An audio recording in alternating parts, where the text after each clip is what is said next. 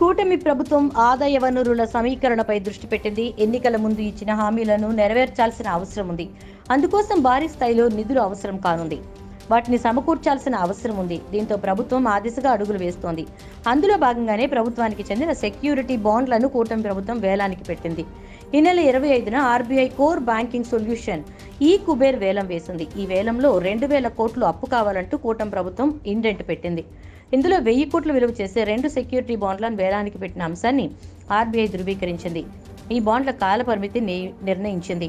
ఒక బాండ్ 11 ఏళ్లు, రెండో బాండ్ 20 ఏళ్లు కాల పరిమితి ఉన్నాయని చెప్పింది. ఇక జూలై 2న అంటే మంగళవారం నాడు రిజర్వ్ బ్యాంక్ దగ్గర జరిగే వేలంపాటలో మరో 5,000 కోట్లు అప్పు తీసుకోబోతోంది కూటమి ప్రభుత్వం. అంటే అధికారంలోకి వచ్చిన 20 రోజుల్లో కూటమి ప్రభుత్వం 7,000 కోట్లు అప్పు చేసినట్టు తెలుస్తోంది.